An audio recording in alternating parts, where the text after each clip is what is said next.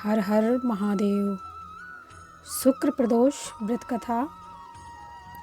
शुक्र प्रदोष की विधि सोम प्रदोष की भांति ही है। इस दिन सफ़ेद वस्तुओं से देवता की पूजा करनी चाहिए तथा ब्राह्मणों को सफ़ेद खीर आदि खिलाना चाहिए, जिससे शुक्र देवता प्रसन्न होते हैं एवं समस्त सुखों को प्रदान करते हैं, क्योंकि शुक्र भोगों एवं सुखों के स्वामी हैं। अब हम लोग कथा सुनेंगे। प्राचीन समय में कहीं पर 3 मित्र रहते थे। पहला कार्यस्थ, दूसरा ब्राह्मण और तीसरा वैश्य था। तीनों मित्रों का विवाह हो चुका था। पहले 2 मित्रों की पत्नियां घर पर आ चुकी थीं, किंतु तीसरे मित्र वैश्य का अभी गौना नहीं हुआ था, अतः उसकी पत्नी ससुराल में ही थी। एक दिन कार्यस्थ ने अपने वैश्य मित्र से कहा कि तुम अपनी पत्नी को क्यों नहीं लेवा लाते। अपने मित्र की बात सुनकर अपनी पत्नी को लेवा लाने के लिए ससुराल जाने के लिए तैयार हो गया, किंतु उसके घर वाले तथा ब्राह्मण मित्र ने कहा, अभी शुक्रास्त है, अतः अभी विदा कराने का कोई मुहूर्त नहीं है। शुक्र के उदय होने पर विदा करा लाना। किंतु उसने किसी का कहना ना माना और अपनी ससुराल चला गया।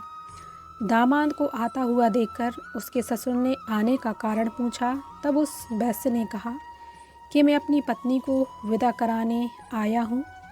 ससुराल वालों ने कहा, अभी शुक्रास्त है, अतः विदा कराना उचित नहीं है, किंतु वह उसकी बात को नहीं माना। अंत में ससुराल वालों ने लाचार होकर अपनी पुत्री सहित उसे विदा कर दिया। रास्ते में घनघोर जंगल में रथ का पहिया टूट गया, जिससे रात को वहीं रुकना पड़ा और चोरों ने उसका समस्त धन लूट लिया व उस वैश्य को काफ़ी चोट भी पहुंची।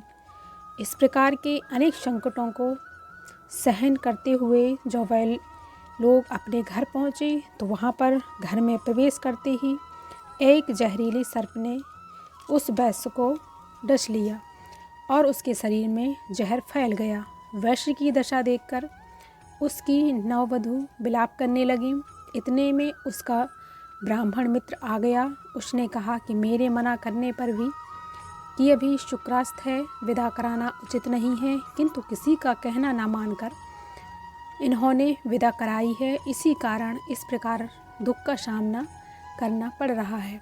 अतः यदि यह अपनी पत्नी सहित वापस ससुराल लौट जाए तथा शुक्रोदय होने पर आए तो निसंदेह इसके कष्ट दूर हो जाएंगे। ब्राह्मण मित्र की बात को सुनकर उस वैश्य की पत्नी अपने पति के साथ मायके वापस चली गई। वहां जाते ही वैश्य का जहर उतर गया और उसे होश आ गया। सभी लोग अत्यधिक प्रसन्न हुए। शुक्र का उदय हुआ तो वह वैश्य अपनी पत्नी को विदा करा के अपने घर आया और आनंदपूर्वक रहने लगा। शुक्रास्त में कोई मांगलिक कार्य नहीं करना चाहिए। इस कथा को पढ़ने या सुनने से समस्त पाप नष्ट हो जाते हैं, वह सभी सुखों की प्राप्ति होती है। बोलिए भगवान भोलेनाथ की जय।